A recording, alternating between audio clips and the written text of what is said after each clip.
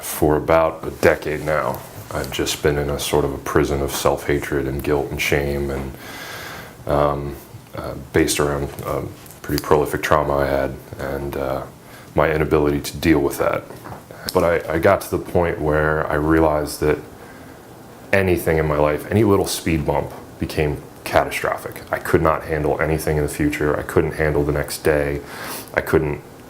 All I could do was think back to the past and these thoughts I was having, and I had passed out in my car and woke up on the street. So that morning, I guess it was a light bulb of sorts, and I wandered home, and the next 2 or 3 days I found Gulf Breeze.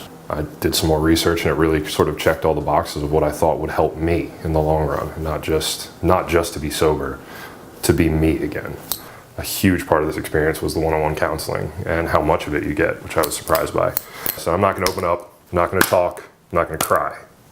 30 minutes into the session, I'm in tears and completely bursting open and, sharing.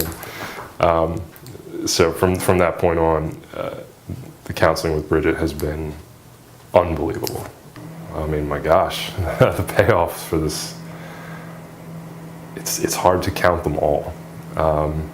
But what it really, really comes down to is I have come back to love myself and be happy with who I am and who I can be and the prospects of my future.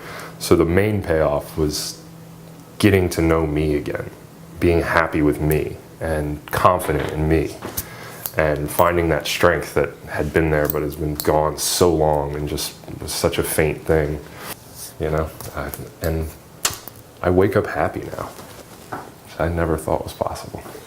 I'm very grateful for the groups too, and learning the 3P process, and over and over again. But you start understanding why it's over and over again, and I actually refer to it as infuriatingly simple many times. It is very hard to verbalize because it's something you do have to understand with yourself and make it understandable for yourself.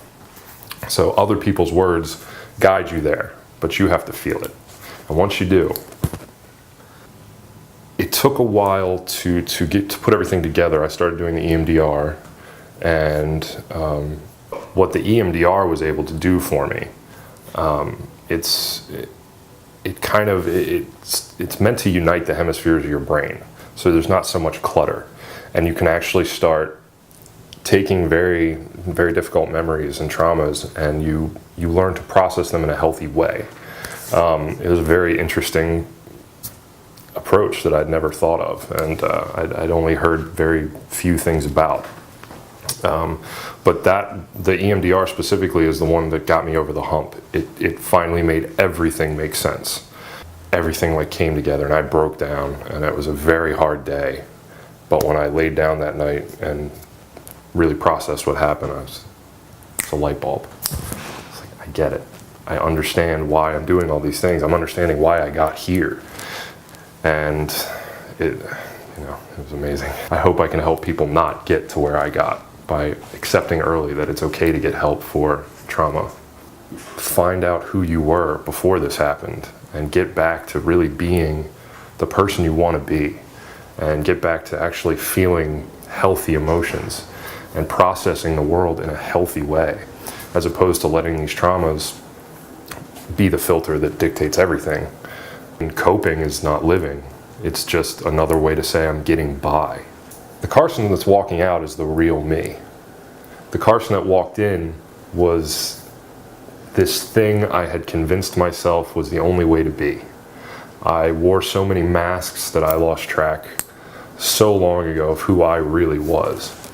And it was kind of just a shell getting by. And the person leaving is me. It's actually me. And there's so much joy in that. Being open, letting the world in again, letting people in again, letting myself out. It's something very special.